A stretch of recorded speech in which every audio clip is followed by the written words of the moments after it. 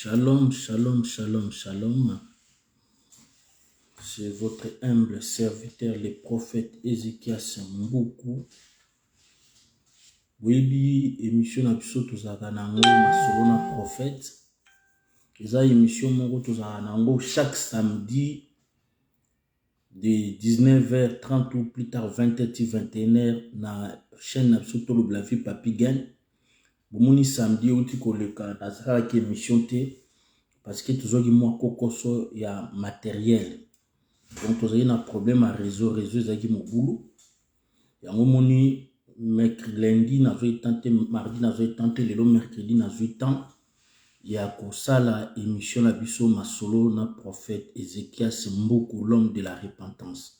Numéro na nga téléphone ezali wana.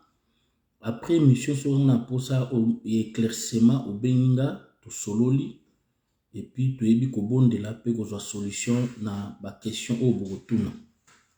Tika tenzamba pambola yo to bondeli na kombola skolo to pamboli yo parce que nzambe malam les maîtres des temps des circonstances nzambo a permettre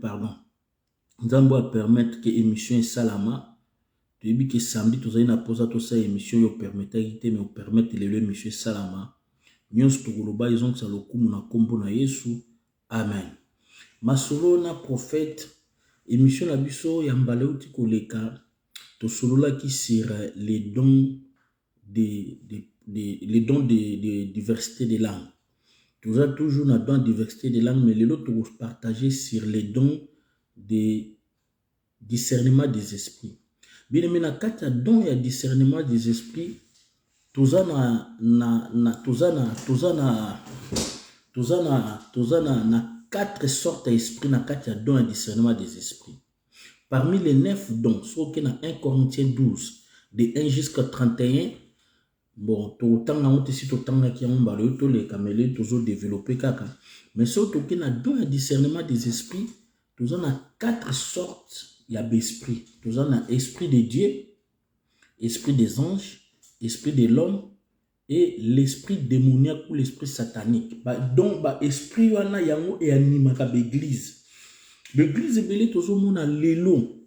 Sur 100% d'église, qu'il soit en France, surtout en Congo, je suis un prophète, et un ministère au Nzamba Tindainga, tozali au moins na 80% ya l'église oyo lelo ezo tambolama na don ya na esprit de démoniaque na esprit de l'homme. 20% kako ezo tambola na esprit de Dieu. Là où il y a l'esprit de Dieu, eza 20%. Pourquoi bien aimé lelo tozo mona église ekomi banini familiale. Église et comme une entreprise familiale. Lelo okomona mutu abandi église nzambe. Lobi église ekoli azaki na bancien na ba diacre ne ba moni passe l'église wana. Mais tant église ekokola tant ya komi pembeni sota kufi ou bien komi pembeni akufa aozwa bimisi mwana na tie wana. Bien aimé lelo église na so sabino. Prophète Ézéchias Mboukou, l'homme de la repentance, c'est une mission Nzamba Pessina. Il y a une chaque prophète ou chaque ministre de Dieu a la mission. Prophète Élie, missionnaire Isaïe Ndémote na prophète Élisée. Prophète Élie a défait 450 prophètes à Bala, Élisa a défait Bamote. Prophète Esaïe, prophète Jérémie, prophète Samuel, prophète Bangonion Soana. Chaque moutouazala qui na mission naïe. Ngana ibsablonga l'homme de la repentance prophète Ézéchias Mboukou. Nzambe a pesi nga mission ya ko défier 450 prophètes abado ba faux serviteur de Dieu ou ba une esprit à solo kan église ou ba zobe bis église nzamba lobi na défier bango. Wana eza mission nzamba pesi nga. Ya ma solo na prophète ozu problème na pasteur mon songolo pasteur mon gourou azonyo ko la bino biboya na masolo wana pananga. Tolobela l'émission masolo na prophète masolo o ezaka masolo na prophète Ézéchias Mboukou l'homme de la repentance ezali lokola branche moko ya laisser partir mon peuple mikolo tolobela tozali na problème matos to santé mais matos ezongi bien studio ezongi bien d'ici début je crois janvier bokomona tosala masolo tosala tozongi la émission sur laisser partir mon peuple. Donc bien aimé okomona Yesu tanga kufaki Yesu tanga kufi atikaki église pa atikaki église place ya nani te. Yesu tanga kufi Yesu tanga kufi atikaki Yesu tanga kufi atikaki église pa ya Marie te. Atikaki église place à Jude te. Yesu azali na bandeko après naissance à Christ. Bible est telle que Joseph na Marie babotaki bana mususu. Yesu azali na ba frère na ye, azali na bandeko. Mais tant que toujours mon Yesu akufi aseku akei, atikaki église pa à Pierre. Pierre azali disciple parmi ba disciples. Pierre, sur toi je bâtirai mon église. Tu as la clé. Tout ce que tu vas lier sur la terre, ça sera lié au ciel. Tout ce que tu vas délier sur la terre, ça sera délié au ciel. Tout le monde Pierre bakei na chambre haute jour à Pentecôte. Moutouali bosoa kitaki azuma loba. Oh, plus de 3000 personnes babongole mite mes Pierre. Abi repentez-vous car le royaume des cieux est proche. Mais les autres toujours moutou a travaillé na baninga. Au moment où l'église est belle à minene, mutu a travaillé na baninga et comme pena kufa ou bien ya kufi bandegone bagoya na ba guru mususu ya ba président ya nini ya pastoro ya Congo même en France ba guru ou ba simbi ba kisi ba magie bagoya ba imposer mwana ou bien mama akomani. Bien aimé, nazo tel sapino na émission oyo toko décortiquer l'église où ils ont un esprit démoniaque, où ils ont un esprit de l'homme, na où ils ont un esprit de Dieu ou l'esprit des anges, parce que l'esprit de Dieu c'est pareil, c'est l'esprit des anges. Où ils ont un où il y a le Saint-Esprit. Na que déjà pour na étalé na kita na yebiki na usuka un esprit démoniaque, na que un esprit de l'homme et pardon un esprit de Dieu. Na esprit de Dieu tant Yesu Masi a confié à ce que accueilli atiki église pas bantoma atiki li Pierre clabi sur toi je bâtirai l'église nous en a fongola oh yo kanina se yango yo kangama likolo yo fongola se yango yo fongola likolo to moni continuité l'église verset qui est le corps de Christ l'église au babi primitive babanda qui est église locale ba Pierre ba continuer ba apôtre Paul ba été église et continuer lelo toujours continuer l'église locaux. Là c'est l'esprit de Dieu. Na pesi exemple moko église moko locale na Congo na l'acception que za molimo na nzambe mte dirige église ona eza lokola église Labor. Église Labor na tango Vernon akufi. Vernon azaki na mwasi. Azape na bandeko azape na bana. Mais jamais batik zui Labor ne batik la mwasi a Vernon bien bana Vernon bien bandeko a Vernon. Non, ça c'est l'esprit de Dieu. Bazui pasteur o azalaki bazako travailler na Vernon azaki lokola azaki neti mutazao landa Vernon na sima pasteur wana lelo na kombulu na bosanya pasteur wana mutatika na Labor ne mutadirige à Labor ne tilelo. Voilà où il y a l'esprit de Dieu. Donc l'église exemple entreprise à ba famille, église est ba code ya famille, l'église est entreprise à Jésus-Christ de Nazareth, l'église universelle qui est le corps de Christ. Tous nous sommes là pour la perfectionnement du corps de Christ qui est l'église universelle. Et on a pris cet exemple là-bas qui nous ont parlé sur les dons de discernement d'esprit. Les lots bananzambe, dans l'église toujours semble là. Toza senga muli musanto pesa biso don à discernement d'esprit to ba église ça animé l'esprit. Il y a l'esprit de Dieu, na 4 dons à discernement des esprits, il y a l'esprit de Dieu, l'esprit de l'homme, l'esprit de Dieu, l'esprit des anges, l'esprit de l'homme et l'esprit démoniaque. Mais les autres toujours mon église est belée, papa koufi moi na eu pouvoir. Papa koufi batikeli mama, papa pour nani batu wana eza molimo l'esprit de Dieu qui dirige l'église ou l'esprit des anges, c'est l'esprit de l'homme ou l'esprit démoniaque. Toujours mon église amu belé ba papa ba simbara ba kisi ba code ya famille. Siko code ya loko les ont na famille, siko fo ba luka moi no bien mama ba pese code na ba olingo zo mu toute église, ba olingo zo diacre ancien tout bien pasteur ba zo travailler ba collaborer ba luka ka ba zo mu to famille moi no bien mama. Ils ont l'église on est dirigée par l'esprit de l'homme ou l'esprit démoniaque. Ils sont protégés par code ou bien l'église on est comme entreprise ya famille.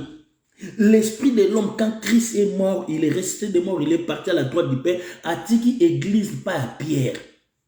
Parce que Pierre a dit parmi les collaborateurs naé au bazalaki puissant, les collaborateurs au bazalaki influent.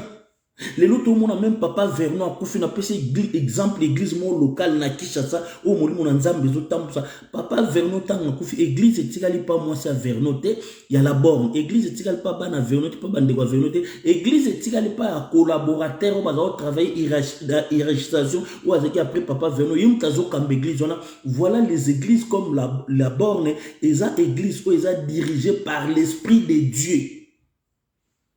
Mais toujours mon église est belé lelo papa Koufi bazu mwana bati toujours mon église loka ba cité Bethel apôtre Mbiye papa Koufi bazu mwana bati parce que apôtre Mbiye banda église ba des années azina ba collaborateur te ba cause église wana voilà l'esprit de l'homme ou l'esprit démoniaque de l'église là si katenda Koufi bazu mwana batikeli bazu église batikeli mwana c'est l'esprit de l'homme ou l'esprit démoniaque. Nous avons démontré que l'église est dirigée par l'esprit de l'homme et l'esprit démoniaque. Nous avons fait un exemple avant de continuer ma solo na prophète. Nous avons fait un élément mobino boyoka. Boyoka élément o. Boyoka élément. Yoka boyoka. J'ai dit Nalobi, mais j'ai un fils. Wana papa Barout. Son nom est qui?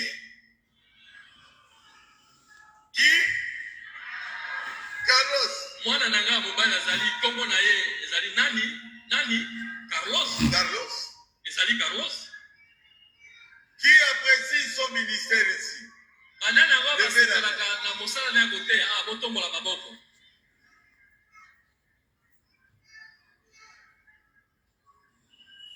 Prêche très bien. Si tu veux te fâcher, c'est ton problème. Il prêche durement. Il n'a peur de personne. Prêche pour le salut des âmes.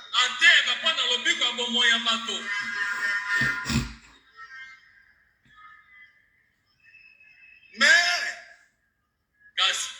je ne mourrai pas.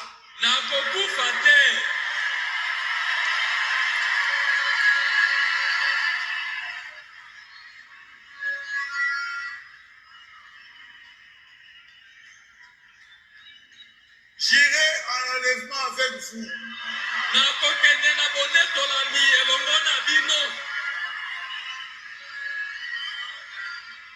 Je vous parle comme un prophète. Je ne mourrai pas.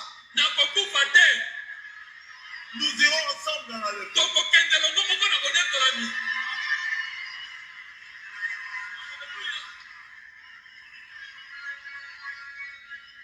Vous croyez à cela?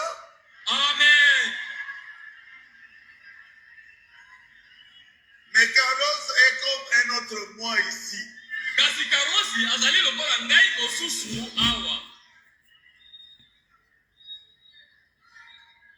Que Dieu soit loué. M'avoir donné un fils qui est prédicateur.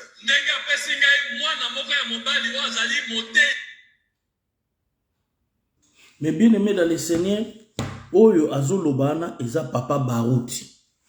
Oyo Azolobana eza papa Barouti. Yauna ngena laksabino ke lelo na ba église to senga kolwa pesa biso do ya discernement d'esprit to discernaka église onga nazo ke no sambela eza animé par quel esprit? Bafana kuiti wana baza bafana yesu me bafana Barouti bazana bazobeta maboko. Bomoni na yebse bino église, l'église qui est le corps de Christ est dirigée par l'esprit de Dieu. Mais dans il y a dans le discernement des esprits, nous avons 4 esprits: l'esprit de Dieu, l'esprit des anges, l'esprit de l'homme et l'esprit démoniaque. Na pesi exemple mon neti Yesu azaki na molimo mo centre de l'esprit de Dieu. Yesu tanga kufia seko yake atika ke église pas ya marité maman nete marité. Atika ke église pas jidi te bandeko na atika pas bandete mais atika li Pierre wazaki collaborateur ne influent atika li ba collaborateur ne ba Pierre ba bande église primitive. Par contre tant ba kena na chambre autant ba Pierre ba kiti muto liboso akitaka sal discours bi repentez-vous car les royaumes de ces épreuves ezalaki Pierre ba bi plus de 3000 personnes ba bon limité ma église primitive et bandit il l'église et tikala toujours continue église. Na pese exemple mon bon à la borne, tala église est animée par l'esprit de Dieu. Vernon a koufa zaki na mwasi na bana, bakoko tiki la mwasi na bana, mais église de l'étika la pas pasteur titulaire ou baza travailler na Vernon. Mais si ko ba barouti, yé mo bolanda histoire bolanda bien barouti na otuzonge la musu po bolanda bien. Papa barouti a lobby ami fandi ami poser question exacte ka sambele morumo mo santa lobinete abi je me suis demandé na ami tournier mon question parce que l'église on est dirigée par l'esprit de l'homme et ça ya barouti et ça ya code ya famille et ça dirigé par l'esprit démoniaque ba o ba kisio ba barouti ba simba ba zebele ba sikatenda ba barouti ba papa na nyozo tozo mona bon non so koti mabonde le monde ba papa na ba baby si génération lelo génération et beba ka suite ya première génération troisième génération te côté Bible dit 4 générations malédiction dans 4 générations. Il y a un monde d'église lelo toujours mon battu ba comme simba ba kisi ba 15 années et banda pa ba papa barouti pa ba papa sikatenda ba papa nyonso no mona toujours mona ba papa ba grand non bango ba banda kisi yango ba kitisi eloko wana tina génération o ezoya parce que génération ça après 20 ans au mona papa barouti 20 ans lelo ba adina bala bango ba banda ba kisi na mboka ana akufi atikeli mo ane pef aye kufa na overdose. Donc cela veut dire bango ba banda solo l'église na bango sera dirigée par l'esprit de l'homme pas par l'esprit de Dieu. Ya moni nani adina bala kufi mwana ne pef mtatika lina nzamalam. Est-ce que adina bala travailler na ba collaborateur to puissant le roi ba Pierre ba koko tika na l'église. Papa mbia apôtre mbia kufi atikeli mbie mwana ena gege na magie église abebi si église.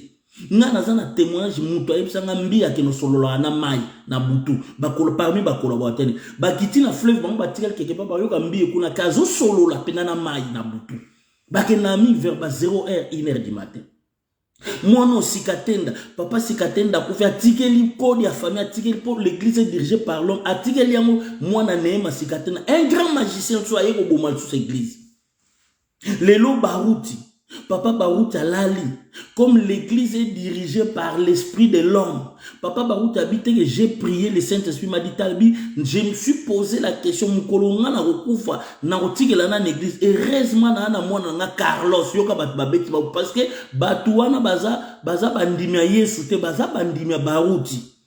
Parce que si on bazali bandimia Yesu ya bandimia ya béré, faut pas que nous contrôler les critiques. Est-ce que Yesu a pu faire tirer Marie église ou bien c'est qu'on prépare la J d'église ou bien c'est préparer l'esprit de Dieu a tirer liamu Pierre. Pour baza bandimia le roi bandimia béré te baza bandimia barouti. Et en même temps pour créer laisser partir mon peuple que je salue Chou Mboma pasteur nani Bishop Chatumba, je salue Papi Gen, ba laisser partir mon peuple. Wana baza peuple nzambe te baza ba peuple barouti. Il faut batika bangon esclavage babima. Bolanda papa barouti. Na teli bino susu bolanda ngol susu. Bolanda su papa barouti. Bolanda il susu. Mais si tu meurs,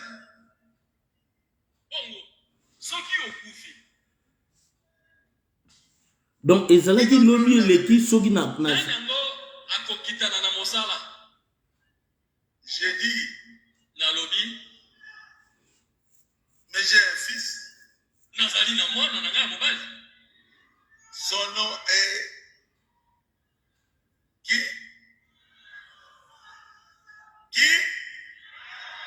Carlos. Donc cela veut dire ayemuka alobi bolandang s'il vous plaît. Bolandang.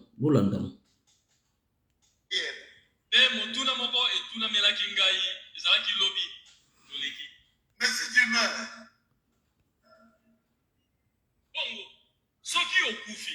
donc cela veut dire ezalaki lobi motuna moko mitunemelaki ye moko. Donc l'esprit de l'homme c'est pas l'esprit. Ce qui a le que lobi tam na zobonde ya monimo na nzambe lobi atonga to ba église est dirigée par l'esprit de l'homme. Mais il y a lobi ezalaki lobi motuna moko mituna melingai moko ye moko mitunya bi soki lelo na kufi nana o déjà heureusement nazana mwana boyebi mwana na Carlos. Donc déjà aza ko annoncer déjà que église ya entreprise na famille mkolonga na kokufa kodi ya na famille otikala pa mwana na Carlos ces églises ya Yesu te.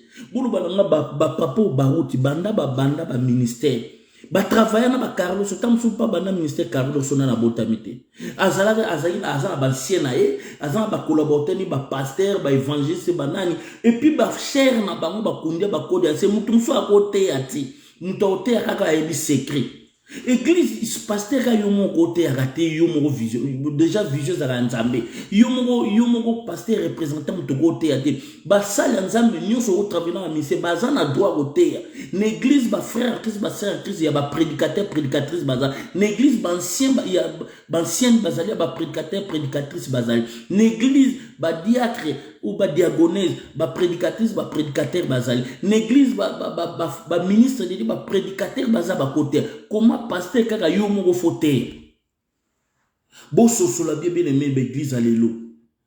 L'église est animée par l'esprit de 20% de l'église est animée par l'esprit de Dieu, l'esprit des anges.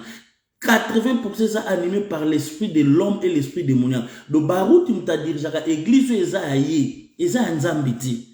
Yama lobi nami tuni question so nga na kufi na kotikila na l'église ba fana ya Barouti bandimi ya Barouti babi Carlos donc heureusement bota Carlos oral ba heureusement na ba collaborateur mongo bi ba banga na nzambe mukolonga na kufa ba continuer église non yé comme ça code ya famille église amune na bina kotikila ngo bate fuka na tika famille na biso tolia parce que ça code ya famille ça nga mongo Barouti na teka mukongo na pour l'église wana eza yo mongo te tout le monde sikatenda papa pour faire article neema sikatenda code ya famille église dirigée par l'homme qui était sikatenda na code ya la banga famille abi code ya famille fait kaka na code ya famille lelo papa mbi ya kufi l'église était dirigée par l'esprit de l'homme code ya famille papa mbi article ya Moïse mbi moi na écoute na magie sous koleka donc lelo tout le monde Barouti déjà ça annoncé parce que na écoute ça no Barouti na papa sikatenda ba master pena ba pire ba simba biloko sika mo ba kisi na ba Lelo tozomona même papa Adina Bala l'église était dirigée par lui l'esprit de l'homme et l'esprit de Dieu a kufa article la mon pef moi na pef on a pas yaki ko kufa na overdose pasteur mobima homme de Dieu azai ko se droguer comme la doit kufa na overdose l'église on a ce le beau église il faut la diriger par l'esprit de Dieu pas par l'esprit de l'homme pas par l'esprit des démoniaques. Yango na yepsibino bo salaka attention l'église de l'obozo kende boye ba l'église na eza dirigée par quel esprit l'esprit de Dieu l'esprit de l'homme l'esprit des anges l'esprit démoniaque nakatia dans bo senga moli mo santo pesa bino dans discernement des esprits bo mona église eza dirigée par quel animé par quel esprit lelo ba komika ko bank sa ba démon o to moni nguma moko boy o ba lelo ba démon tu faut to détruire hôtel la balle pasteur Rolinga o sane asalo pri o pesa na 100 € pour 100 € ne détruire église hôtel là-bas est-ce que 100 € ko détruire hôtel là-bas bien aimé même bino bozo bokomi na ba pasteur au monde mutazaka na église na France za pasteur ne na Angola mutazaka na église na France za prophète ne na Brazza prophète pour kota prier face ngombongo prophète fois kende soki mangengenge il faut le pese transport bien mais boké balé na so bino bana nzambe to komi na dernière virage le diable est venu pas comme un lion, mais il est venu pas comme lion, mais il est venu comme un lion pour dévorer. Le diable a sur la boîte de nuit, à côté de l'église, a dit que Mikole comme un souka, a bani pour récupérer ba pasteur, bananzam. Le lot tout le monde a magé côté l'église, makelembe côté l'église, Alpha Lucalo a une magie, makelembe outi na Canada, États-Unis l'église, ba mama Château-Rouge, ba Mihibia, ba Zambia, ba païen, ba yene l'église teke pour ba bongo limité ma moli manzambe simba ba ote, l'église est comme plein pour ba yena makelemba, ayena 2 personnes na 440 €, 440 €, il y a lié 3500, 2 personnes peut faut ay duka ba yena 2 personnes et comme neti muziki, do l'église est comme ma makelemba neti ba muziki, moli manzambe za bato bo mona l'église on ba otonda te baza ba na nzambe te, et comme muziki club d'amis ba yepo na makelemba. Imaginez na yo ki on a di solo. Maman bolimbisa nga nazo critiquer maman Château-Rouge c'est normal ba na bango la plupart ba paye msupe ba sambe la baza. Maman na train arobeta solo maman Château-Rouge la bi zoyinda église mon mikolo eza soki wapi na bosani ville tanga ki kuna pina so OK donc so yena 440 €, même 2 personnes yo il y a 3500, 2 personnes pe ba yena imaginez nga na 2 personnes déjà 3. Na 3 personnes à mort fois na D sali combien? Et sali 6. Na 3 personnes soit et sali 9. Donc ça veut dire mutu moko aye déjà na 9 personnes. Aye na 3 personnes. Musu soit na do bayene. Siko batwana ya ba mama cheka ba mama chateau boni misana op exemple. Ba mama bongo so bazali 20. Ba yena ba monteke po molimo na nzambe simbi ba bongo la mtema te. Ba yende po na makelemba mo po balia 3500. Ba zoya na ba publicité so ça veut dire diable azo sala bon pour détruire l'église on est dirigée par l'esprit démoniaque. Moi na nzambe na yebisho sana l'église bon kokota makelemba na te makelemba les spirituellement les physiquement bazo lekisa bazo kufa ba mort subite bon mona ka mutazonge na ndaka les 3500 € akekufa ou bien yo kufite moi na kufi bien moi sunbe bandegono boke ba na l'église on est l'esprit de démoniaque mtezo diriger l'église wana. Muna kopé cet exemple mususu bolandango awa. Bolandango awa. Exemple mususu. Boyoka.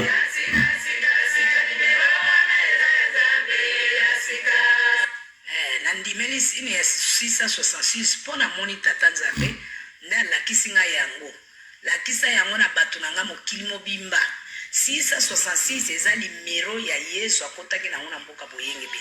Soki ozu numéro wana te ya 666 kombo na yo pe na buku ya mwana meme ekokota te. Bato bakotosa numéro wana te ba kokota te. Po balobi to pesa yango batu na pesa yango batu na makasi. Soki numéro wana eza te na buku ya mwana meme okokota te. Tata bana kufi na mibeko. Mibeko na biso tosaka na mibali mbulami satu ya tata ya mwana ya mulimo santo lo tomo mbali fakufa mande ko kipo balaka kibiso ndenge na zubino boy mesekolo lo Augustin mbula misatu soke koki nazo boma yo ondimi yango pesa nga réponse andimi oui na loboka mobali mbula misatu pe koki akufa pabela te atike cérémonie nyonso mbongo ya kokunda ye moko atikaki nango ndako.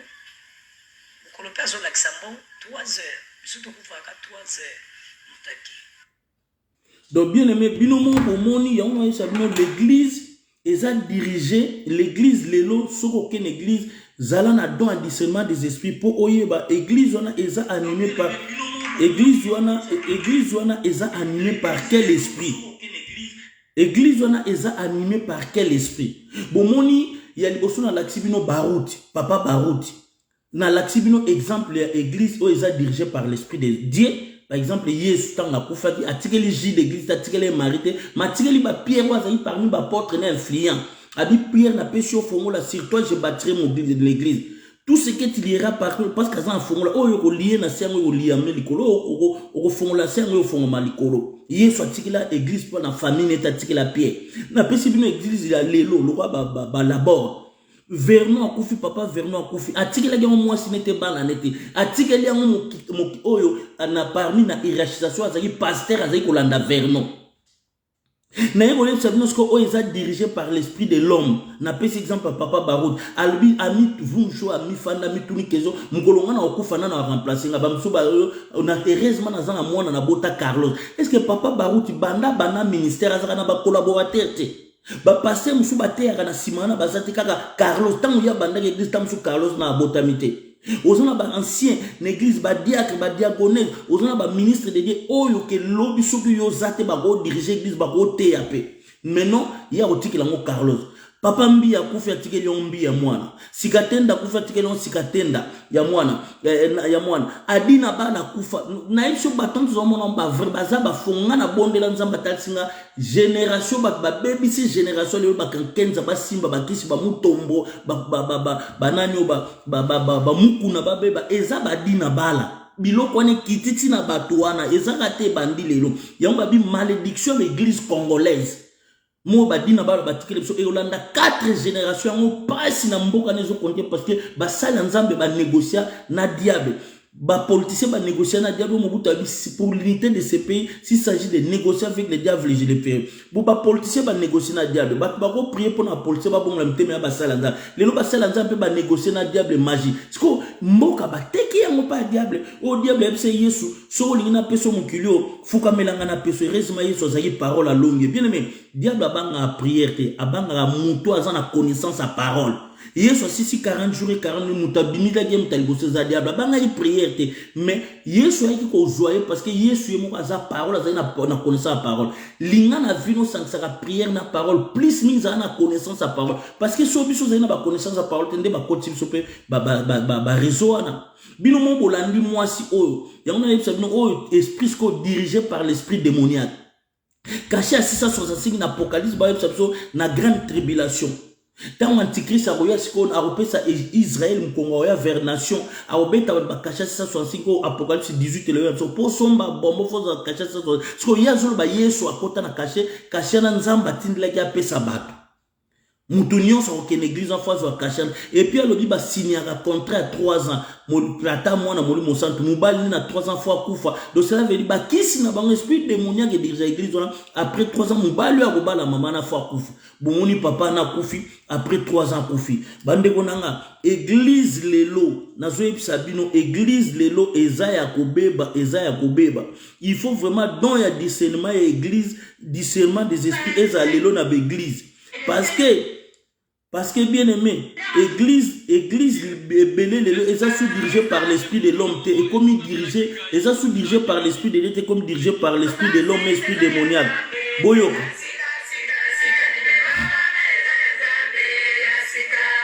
bolanda mamolo 666 pona moni tata nzambe nda lakisinga yango lakisa yango na bato nanga mokili mobimba 666 eza numéro ya Yesu akotaki nango na mboka boyenge be soki ozwi numéro wana te ya 666 kombo na yo pe na buku ya mwana meme ekokota te bato bakotosa numéro wana te bakokota te yoka contraire à parole napesa ngo bato na makasi soki numéro wana donc ye déjà bani kopesa bato makasi nenga antichrist akopesa bato tata bana kufi na mibeko na biso tosaka na mibali mbula mi satu boyoki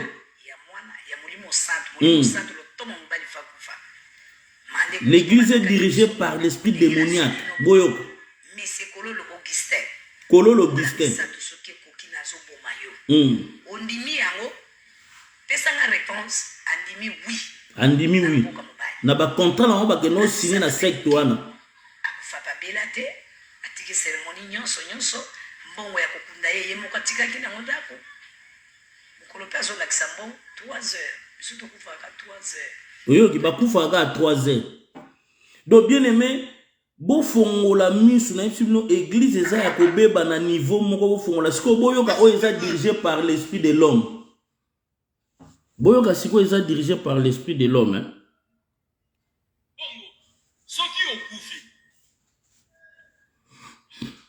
Qui va prendre la relève? Nanango akokitana na mosala. J'ai dit, Nalobi,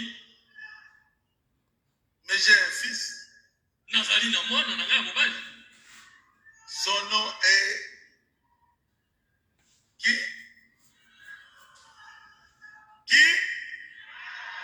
Carlos.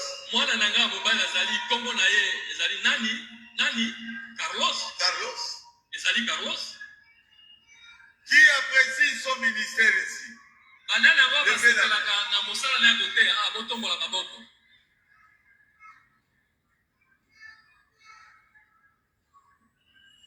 Prêche très bien. Ate ya kamalamu. Si tu veux te fâcher, c'est ton problème. Oyoki ye moko alobi apa yisi bango soki wo silika non cela veut dire eza l'église est dirigée par l'esprit de l'homme eza baruti muta dirige l'église eza molimo mo santé oyoki alobi ke amituni motuna soki nga na kufina na remplacer nga ye moko atali abi mwana nga nani Carlos ayebisi badabi sobo osika parce que l'église est dirigée par lui-même l'esprit de l'homme. Oh musuna na 666 l'église est dirigée par l'esprit démoniaque. 666 quoi apocalypse na grande tribulation parce que après enlèvement église ezala 7 ans tribulation la tribulation simple na grande tribulation simple antichrist a la alliance na Israël Et que Simba te antichrist, tant qu'on a opé Israël, qu'on nega Yesu opé ça qu'on a vers les nations. Après on a caché 666. Pour somba bombo soit viso kota na biso. Ya on moni lelo ba mangwele o ba passe sanitaire et ça ba préparatif antichrist. Mais l'église 666 c'est ba ni moi soit yepsibino. Et puis yo mona puis Yesu abomaka ba après 3 ans ba yepse kololo. Na secte wana après 3 ans au kufa kololo pandimaki akufi. Bien aimé, racheter le temps car les jours sont mauvais.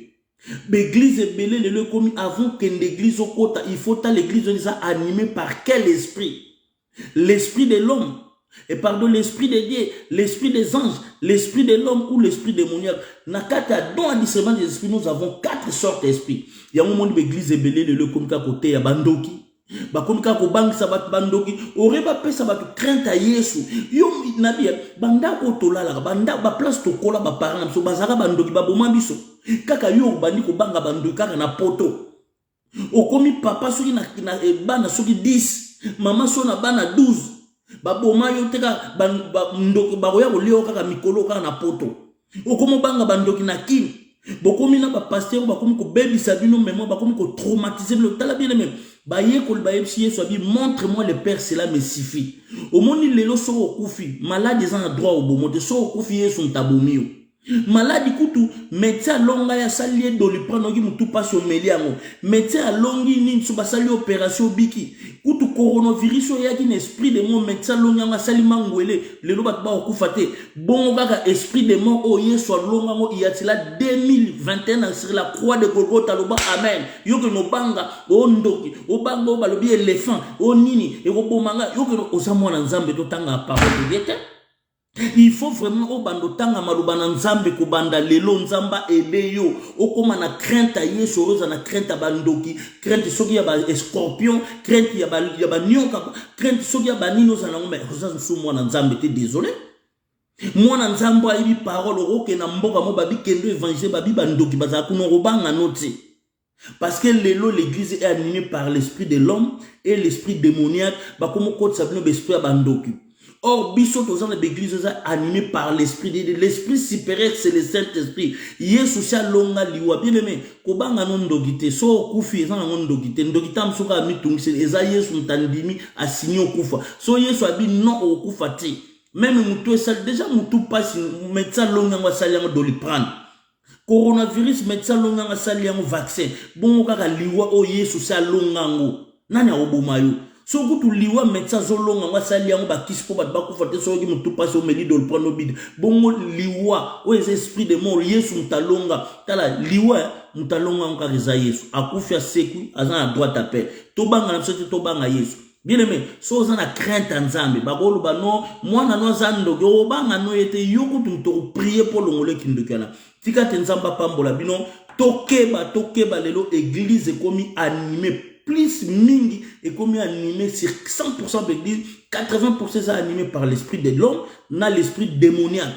20% là animé par l'esprit de Dieu, l'esprit des anges. Bien aimé, et si quand Nzamba zali, molimo na Nzambe zali, babanga na bamba, ngabo, okolo bananga, o moni kuto, ne zali a podium so matiro kufosa lukuta na roteya, ngabo na esprit na molimo santé o dominer biloko. So moni mutazo banga biloko se ko fongola ba porte d'entrée yo moko, o sala ka masumu bi ke diable ko kota la place wana. Mais muto atamu na banga Nzambe. Oaza sir na ye. Bien mais bokolo bananga so kena na mboka na bandoki baza so Nzamba binanga kende ko na oke na otea na obanga te baye ko le baye psi Yesu montre-nous le Père, cela nous suffit. Tika tenzamba pambolo ko bandalelo senga don à discernement des esprits au discerner muto ozo collaborer église ozo que nous semble les animés par quel esprit? L'esprit de Dieu, l'esprit des anges, l'esprit de l'homme ou l'esprit démoniaque. Tika tenzamba pambolo muto azan esprit supérieur mwana nzambo atamuna na crainte nzambo abanga randogite ataba memelo révélation soanen ko banga te soza mwana nzamba solo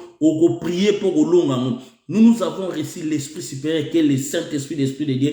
Bango bazan esprit inférieur qui est l'esprit démoniaque. Tika tenzamba pambola bino mbala sima tokolobela sir basin ya enlèvement na tribulation ko ya après enlèvement église. Tika tenzamba pambola bino loleba tela bino tokutani samedi na émission na biso masolo na prophète na pamboli ya ngande ko na ngai Papi Gen tolobela vie, na pamboli yangande konangai, honorable Washington, 4 fois grand prêtre, tika te nzambe apambola bino na kombo na Yesu, amen.